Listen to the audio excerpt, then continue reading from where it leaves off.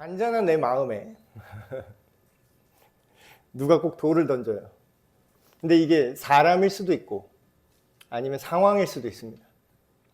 아니면 그렇죠. 내 건강일 수도 있고 아니면 내가 사랑하는 사람의 건강일 수도 있습니다. 제가 아는 어떤 교수님의 아버님이 이제 돌아가셨는데 소식이 들어왔는데 제가 이제 알아 누워 있는데 소식이 들어왔어요. 근데 이제 돌아가신 이제 부고가 왔는데 어떻게 돌아가셨냐 했더니 제가 걸린 그 A형 독감 요번에 그걸로 합병증으로 돌아가셨더라고요. 그래서 그게 한 3일째인가 이제 막 거의 이러고 있을 때 열이 안 내리고 있을 때 그 소식을 들었는데 참 사람이 죽으려면 참 굉장히 쉽게 죽고 근데 또 안 죽으려면 막 교통사고로 차 다 부서졌는데 나만 멀쩡히 살아나오고 이런 사람도 있고 참 이게 정말 하나님의 뜻인 것 같습니다. 어떻게 될지 모르는. 그래서 마음이 좀 그렇더라고요. 이게 죽을 병이 될 수도 있겠구나. 누군가에게는 죽을 병일 수도 있겠구나. 여러 가지 막 생각을 하고 그리고 아픈 와중에도 이제 처리해야 될 일이 있어서 이제 행정적인 일에 이제 전화가 온 거예요. 근데 이제 또 제 속을 긁어놨습니다. 그 일이. 아픈데 정신적 공격까지 이렇게 오더라고요. 그래서 딱 느꼈던 게, 진짜 가만 냅두지를 않는구나. 사람이 여러 가지 요소에 의해서 스트레스를 받고, 화도 나고, 슬퍼지고, 절망하고, 막 여러 가지 마음이 흔들리는데, 참 부정적인 감정들이 우리 마음을 특별히 많이 흔드는 것 같다. 그런 생각을 해봤습니다. 그림을 하나 준비해 왔는데, 아이고. 물컵이 이제 보이실 거예요, 물컵. 어느 쪽 물컵이 마음에 드세요? 여러분의 잔잔한 마음을 한번 표현해 볼까요? 여러분의 잔잔한 마음. 마음이 좀 편안했으면 좋겠습니까? 아니면 이렇게 옆에 있는 이쪽 물컵처럼 막 이렇게 흔들렸으면 좋겠어요?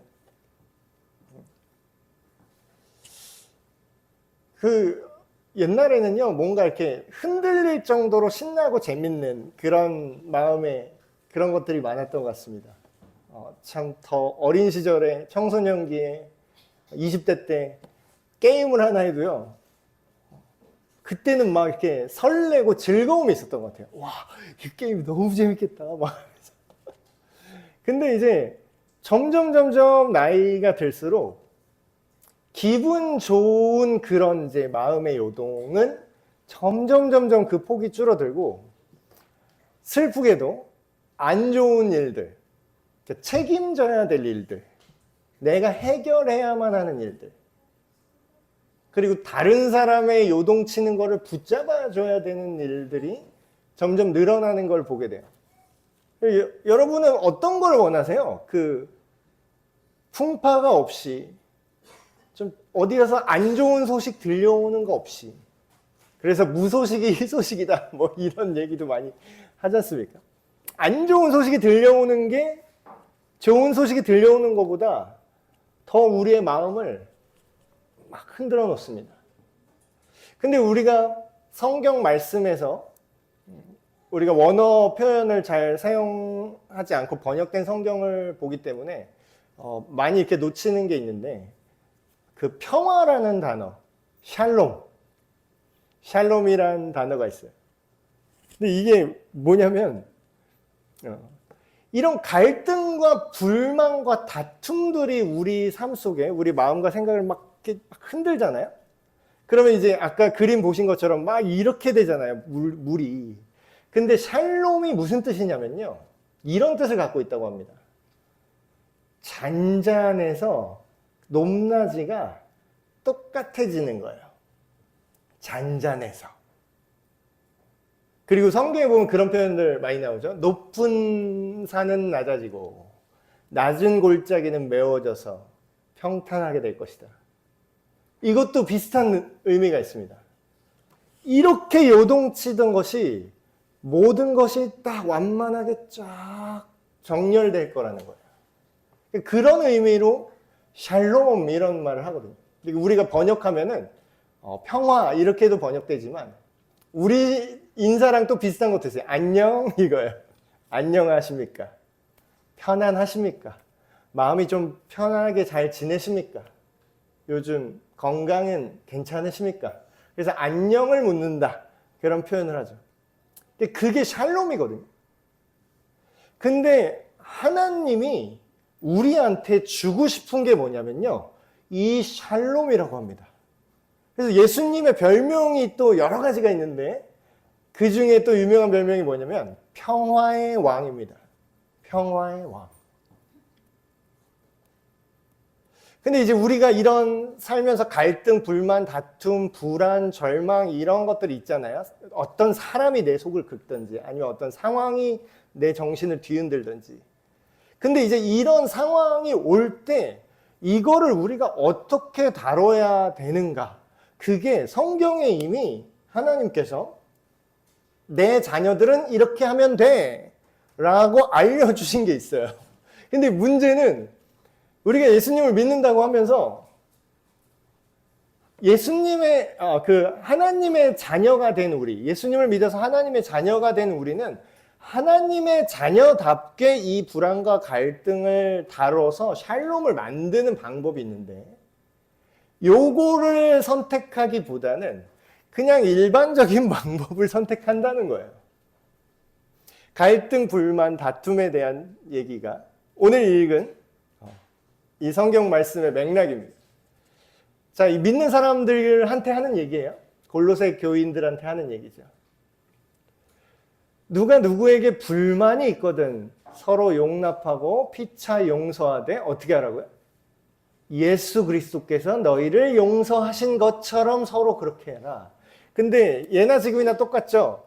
얘들아 좀 용서하고 얘들아 좀 서로 용납하고 이 얘기를 언제 하죠? 사이 잘 좋게 지내고 있는데 괜히 이런 얘기를 하나요? 싸울 때 이런 얘기를 하죠. 마음이 막 요동치고 아까 샬롬이 깨진 거예요. 관계가 깨졌던 개인의 어떤 인생이 깨졌던 그런 상황이 이미 발생을 했다라는 거죠. 근데 더 웃긴 건 뭐냐면 믿는 사람들끼리도 이런 일이 발생한다라는 거예요. 믿는 사람끼리도 이 정도인데 안 믿는 사람은 어느 정도겠습니까? 이런 갈등과 불만, 다툼 이런 거 있을 때 용서하라고 이렇게 성경에 굉장히 많이 써 있거든요. 근데 이거를 우리가 약간 종교처럼 보면요. 어떤 느낌으로 이게 들리냐면 약간 불교 같은 느낌으로 이게 보여요. 그러니까 불교 같은 느낌으로 이 구절을 읽으면 어떻게 받아들이면 그냥 참아라. 그냥 마음을 비워라. 도 닦는 느낌으로 이게 다가옵니다. 이게 될까요? 안 되지만 노력해라. 그냥 이런 뜻일까요? 이게? 저는 이거를 좀 이해를 돕기 위해서 우리가 이렇게 갈등을 어떤 방식으로 다뤄야 되는가를 좀 설명을 드리고 싶어요.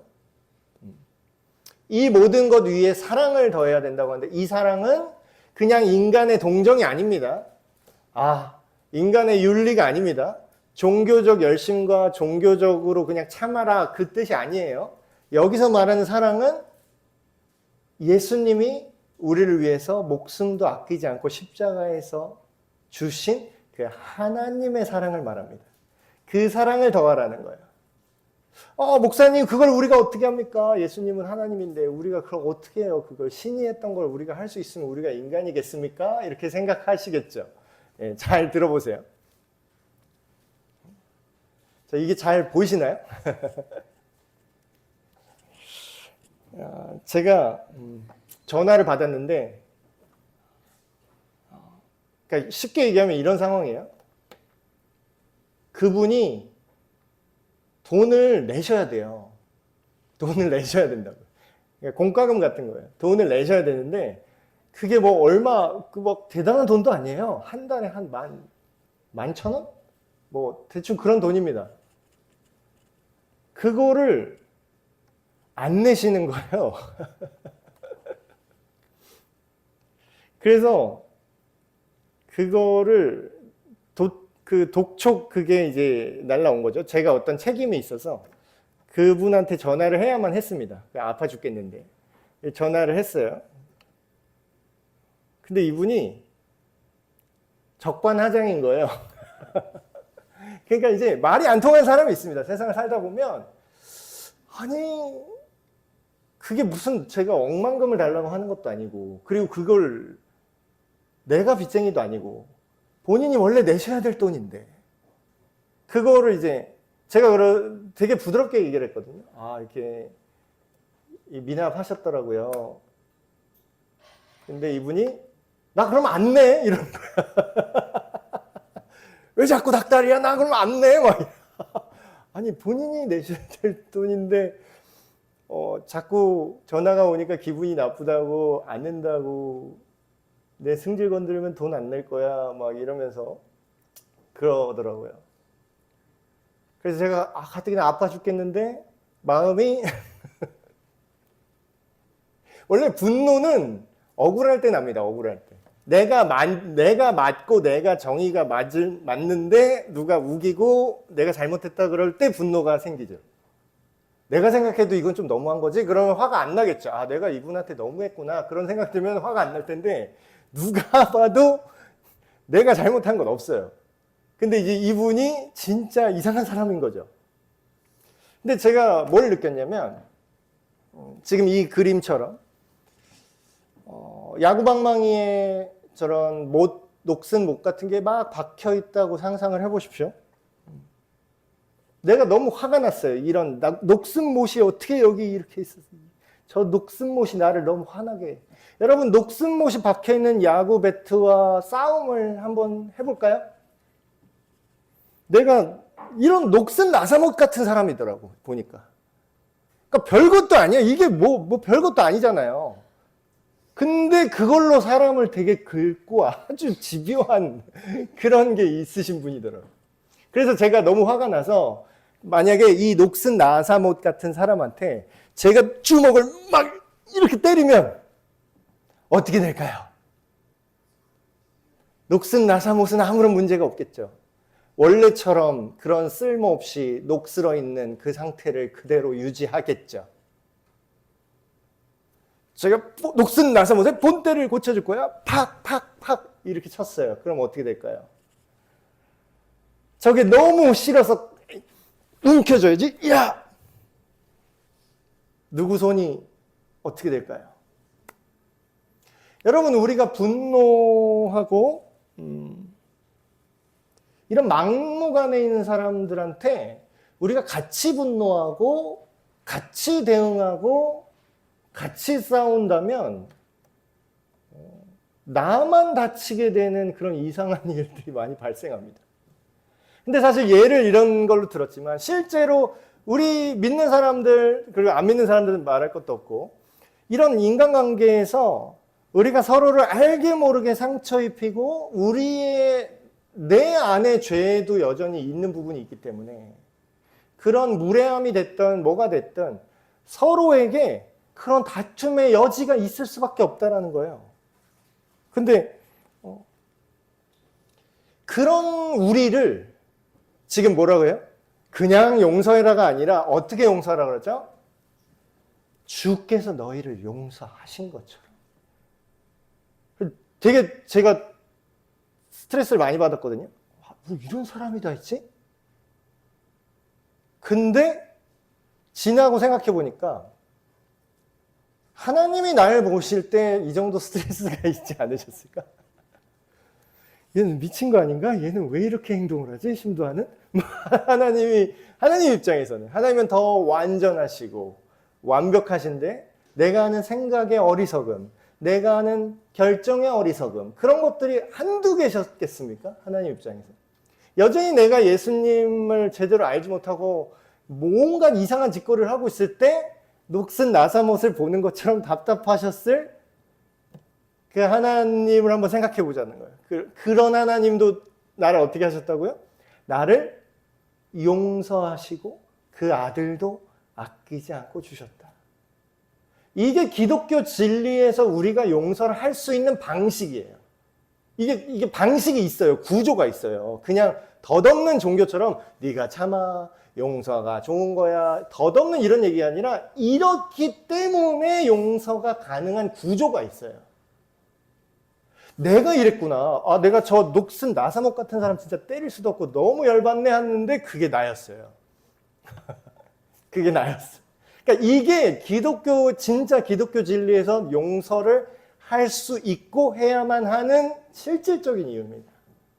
내가 제일 싫어하고 내 마음을 누가 흔들어 놓는 그 이상한 짓을 나도 했다는 거예요. 나도. 그러면서 이런 말씀을 합니다. 그리스도의 평강이, 다시 말하면 이런 식입니다.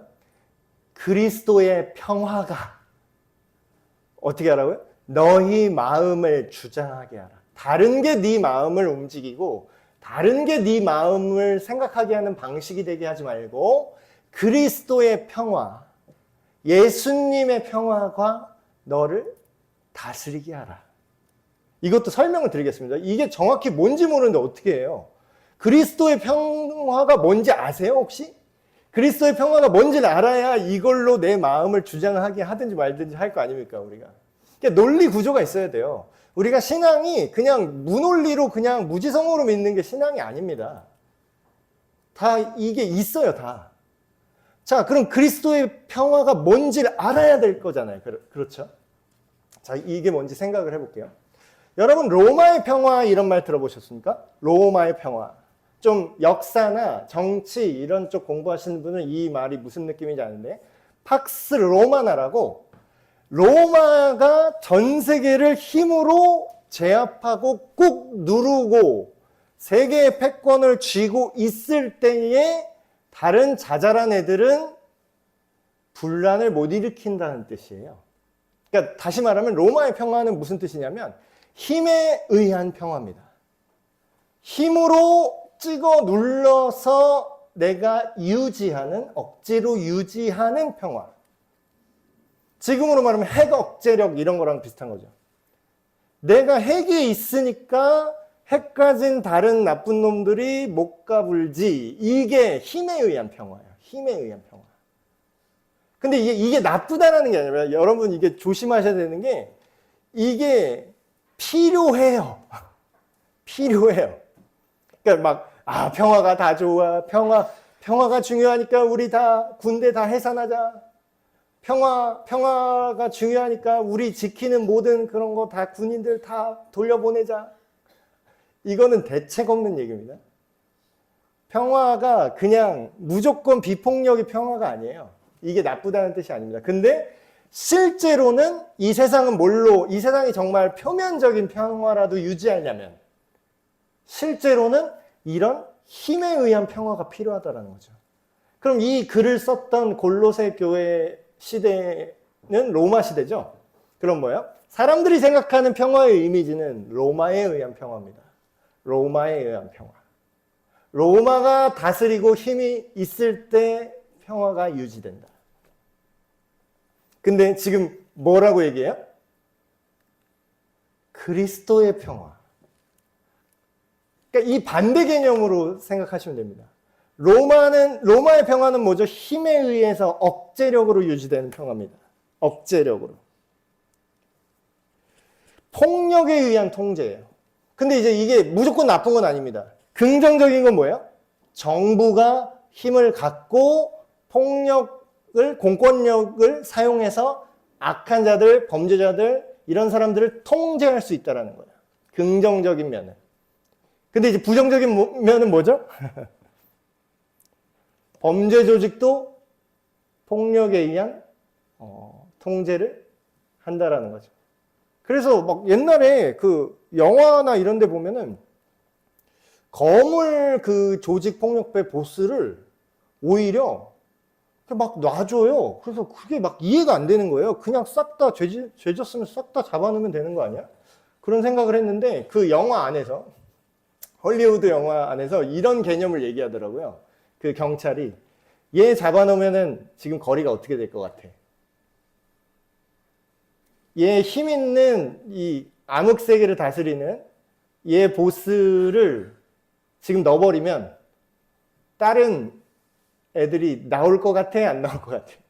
얘는 내가 누군지를 알고 얘네 조직 규모도 알고 내가 얘네를 통제할 수 있는데 통제할 수 없는 다른 악당들이 이렇게 막 올라오면 전에는 얘 하나만 누르고 있으면 됐는데 그 애들 다 찾아서 누르려면 더 번거로워지니까 어떻게 한다고요? 그거를 적당히 지들 안에서 얘가 왕이 되도록 눈을 감아주는 그런 이상한 질서가 있더라고요. 실제로 우리나라도 그런지 모르겠어요. 외국 영화는 그렇게 나오던데. 근데 그것도 뭐죠? 힘에 의한 평화죠. 호랑이 없는 곳에 여우가 왕이다. 그런 속담처럼. 이게 필요악이에요. 어떻게 보면. 부정적인 악한 자들도 이런 규모가 있어야 되고 정부, 긍정적인 정부도 이런 공권력을 갖고 있어야 되는 거죠. 근데 문제는 뭐냐면 이걸로 진정한 평화가 오는가예요. 근데 그리스도의 평화는 뭐냐? 이게 우리가 예수님을 믿는다고 해서 이 개념을 잘 모르더라고요. 그리스도의 평화는 뭐냐면 하나님의 용서와 하나님의 사랑을 통한 안정화입니다. 근데 이거는 강제력으로 되지 않아요. 위에 로마의 평화는 강제성입니다. 말 안 들으면 다 족쳐, 잡아들여. 이게 로마의 평화 방식이에요. 그리고 우리 사회가 어느 정도 돌아가게 하는 그런 방식이죠. 근데 실제로 우리 마음속에 진정한 평화는 어떤 식으로 오냐면 사람들이 마음속 깊은 자기 내면의 동기부터 자발적으로 하나님께 항복하게 되는 겁니다. 아까 특송 그 가사 혹시 보셨는지 모르겠는데 내가 세상에서 방황할 때 주님을 외면했었다. 근데 어떻게 했다고 이제? 예수님 믿는 사람은 어떻게 된다고요? 예수여 이 죄인을 두 손 들고 옵니다. 나를 받아주십시오. 이게 무슨 뜻이에요? 예수님한테 항복한 거예요. 예수님한테 항복했기 때문에 이제는 예수님처럼 생각하고 예수님처럼 말하기로 항복한다라는 거죠, 나는. 그럼 여기서는 애매한 구석이 없어야 돼요. 이게 모두가 아예 바뀌는 겁니다. 둘을 애매하게 이렇게 섞으면 굉장히 위험합니다. 계속 마음이 불안할 거예요. 근데 성경은 예수님을 믿고 거듭난 하나님의 자녀가 되는 것은 아예 존재가 바뀌는 거라고 말합니다. 어설프게 흉내내는 건 종교예요. 아, 평화로워야지. 마음이 평화로워야지. 자, 명상. 좋은 생각. 이거는 그리스도의 평화의 방식이 아니에요. 자, 생각을 해봅시다. 우리가 어린아이가 이렇게 태어나잖아요. 집안에, 가정에서. 어린아이가 태어나면은 어떤 얘기를 하냐면 이런 얘기를 합니다. 이렇게 막 귀엽고 너무 좋긴 한데, 그런 옛날 어른들이 그런 말을 했어요. 애들 이렇게 보면서. 애들이 좀 뭔가 미성숙하거나, 이상한 행동을 하잖아요. 어리니까. 그럴 때마다 이제 옛 어른이 그런 얘기를 했어요. 야, 얘는 언제 사람 되나?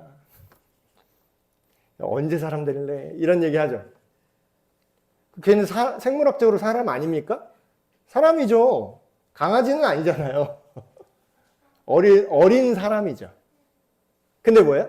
사람이 덜 됐다라는 건 그 인간으로서 온전하게 생각하고 판단하는 그런 존재로 아직 성장하지 않았다라는 거죠. 그리스도인이 돼서 거듭나서 하나님의 자녀가 된다는 것도 이와 굉장히 유사한 점이 있습니다. 내가 예수님을 믿어요. 교회를 출석하기 시작했어요. 내가 예수님을 믿는데 내 모두가 아직 덜 바뀌었어요. 아직도 로마의 평화야. 아직도 힘과 능력으로 제압하지 않으면 마음이 계속 불안해. 그런 이 애매한 상태가 되면은 뭐가 굉장히 힘드냐면 내가 제일 힘들어요. 내가 예수님 믿는데 왜 나는 마음이 불편하지? 내가 예수님 믿는데 왜 마음이 이렇게 막 계속 요동치지? 말씀 안에 있는 지혜와 기쁨들이 있습니다. 이거를 찾아서 먹어야 돼요. 꺼내서 먹어야 된다고요. 저도 옛날에 그랬는데 그 식료품 창고 안에서 굶어 죽은 사람 얘기 혹시 아십니까? 식료품 창고. 빵 창고에 갇혔는데 굶어 죽었어요, 사람이. 왜 그랬을까요? 그 상자 가득 빵이 들어있다는 사실을 몰랐어요.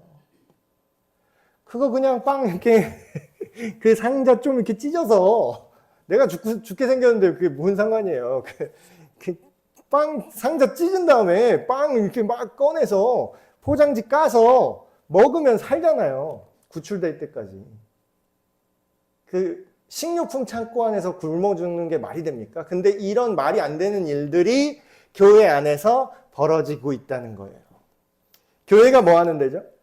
제대로 된 교회라면 여기에 하나님의 말씀이 있고 하나님의 말씀을 이해하게 해주고 하나님의 말씀을 요리를 해서 맛있는 요리로 내어주는 그런 곳이죠. 하나님 말씀 안에 지혜가 있고 기쁨의 이유가 있습니다. 기쁨의 이유. 기쁨을 그냥 명령하기만 하는 게 아니라 야, 니네가 이걸 몰라서 그래. 너네 이거 알면은 그렇게 살 수가 없다. 그런 내용들이 있거든요. 근데 뭐가 문제죠? 교회를 왔는데 빵 봉지를 뜯지를 않아. 어떤 사람들은 빵 봉지를 받아놓고서 빵 봉지를 까지도 않고 봉지채로 또 핥아요. 무슨 맛인가? 그럼 빵 봉지를 안 까는데 뭔 맛이 있겠어요, 그거? 빵 봉지 그냥 비닐 맛이겠지. 그래서 이 맛이 아니래. 그래도 탁 던지고 나가 또. 빵 봉지를 제발 까세요. 까시고 빵을 먹어보세요. 자, 이건 뭐의 상징입니까? 성경을 장식으로 쓰지 말고 빵 봉지를 안 까고 겉에만 핥는 거는 성경을 장식으로 쓰는 겁니다. 성경을 여세요. 자, 핸드폰, 스마트폰 앱을 키세요. 성경 앱을 키세요. 오디오 성경을 트세요. 그래서 그거를 읽고 듣고 그걸 맛보는 겁니다. 그러면 그 안에 우리가 불안할 필요가 없는 이유들이 적혀 있다는 거예요. 그런 이유들이. 너는 이런 녹슨 목 같은 놈들 때문에 피곤하지? 힘들지? 그런 위로해. 근데 써있어. 이런 놈들은 3000년 전부터 있었구나. 이런 녹슨 목 같은 인간은 언제나 있어 왔구나. 근데 그런 애를 하나님은 어떻게 처리하셨더라? 여기 써있네요. 이거 속이 그냥 사이다. 이런 애들을 다 어떻게 하신다고요, 성경에? 그냥 참으라고 얘기 안 해요, 성경은. 한번 읽어보세요. 되게 시원합니다. 네가 참아라. 이거 종교적으로 그냥 덮어둬라. 덧없이 사랑해라. 아니요.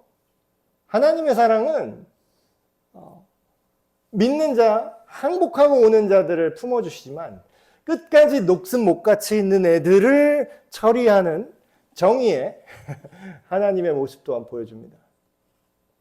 그 기쁨들을 우리가 확인하셔야 된다는 거예요.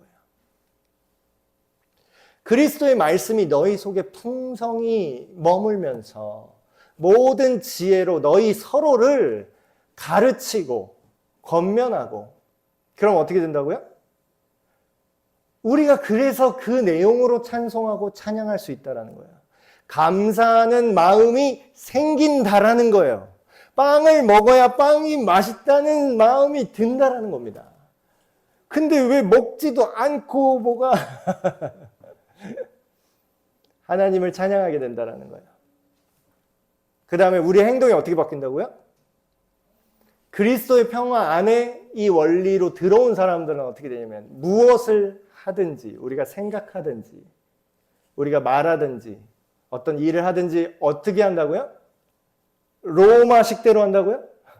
힘의 논리대로 한다고요? 아, 그 녹슨 목 같은 인간 고소를 할까? 아니면 그 사람 무슨 직장 어디 무슨 사업체 한다는데 거기에다가 온라인에다 올려가지고 아주 욕을 바가지로 먹게 해줘? 막 여러 가지 생각이 드는 거예요. 이걸 어떻게 대응해야 될까? 근데 그거는 그리스도의 평화의 방식이 아닙니다. 그건 세상의 방식이죠. 물론 그럴 수 있겠죠. 뭐 신상 공개해가지고 이런 쓰레기 같은 짓을 하고 있어요. 이 사람이 그래서 조리돌림 그렇게 시킬 수도 있겠죠. 서로 고소 고발이 난무하고. 근데 그건 평화를 이룰 수가 없습니다. 어떻게 하라고요? 예수님처럼 하라는 거예요. 예수님의 이름으로. 예수님조차 직접 야, 네가 나를 십자가에 매달았어? 매달려 있는 상태로 눈빛으로 죽여버릴까 쟤를? 그러시지 않으셨다라는 거예요.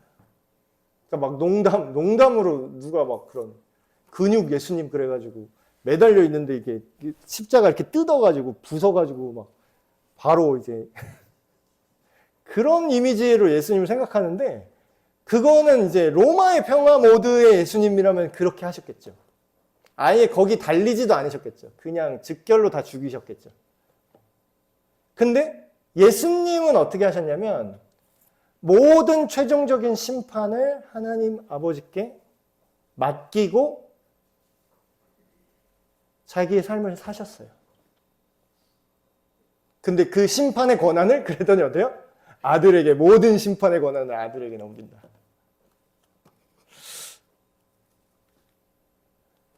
자, 우리가 이것만 얘기하고 마치겠습니다. 은혜와 사랑의 풍성함이 있습니다. 은혜와 사랑의 풍성함. 저는 덧없는 얘기하는 거 굉장히 싫어하거든요. 그러니까 설명되지 않은 진리는 그게 진리로 우리 마음속에 피어날 수 있을까 그런 생각을 많이 했어요. 그러니까 자꾸 답만 말해요. 답만. 은혜와 사랑으로 살아.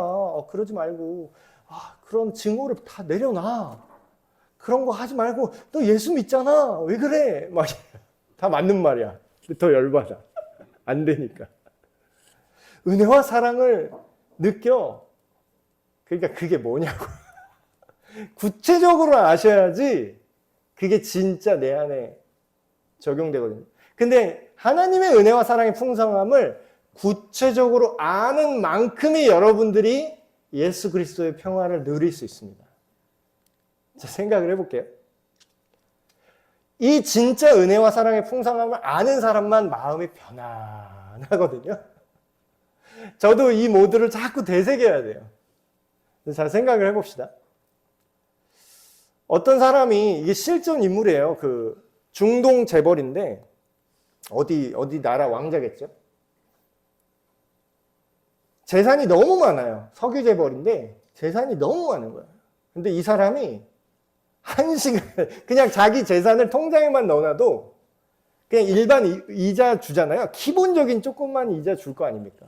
그걸 그냥 통장에 넣고 이자만 받아도 1시간의 이자가 4억이 생긴대요. 1시간의 이자가 4억이 생긴다고요. 그 얘기는 뭐냐면 이 사람은 자기의 재산이 늘어나는 걸 막을 방법이 없는 사람이에요. 숨만 쉬어도 통장에 돈이 계속 불어나고 있어요.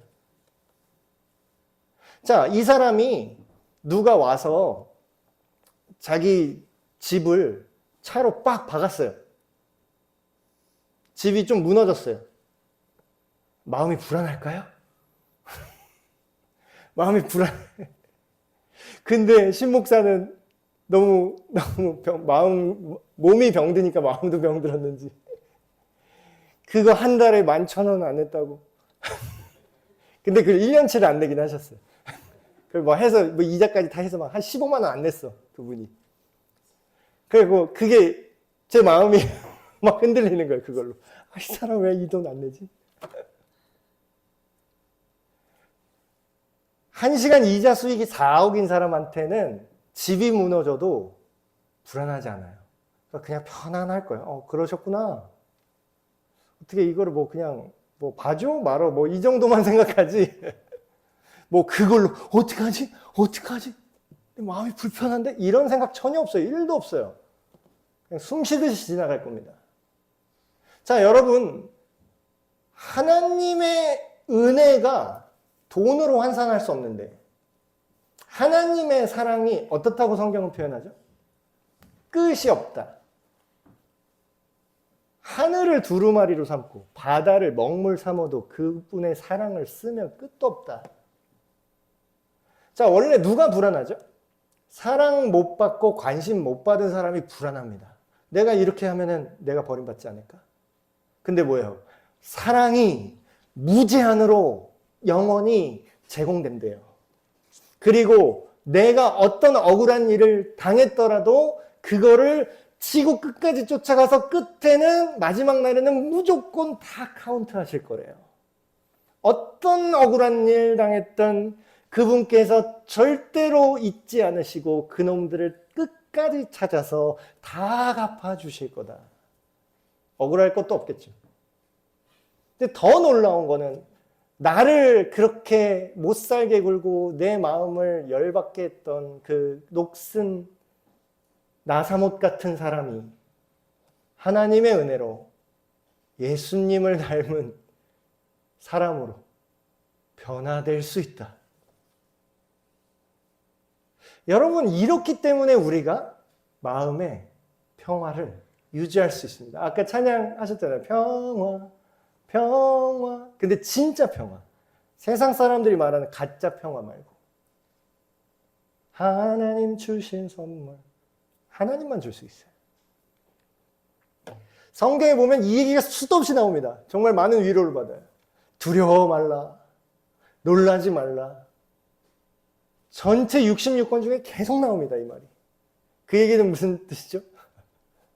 우리 마음이 이 그리스도 안에 있는 평화라면 흔들릴지언정 두려울 필요가 없다는 거예요. 여러분,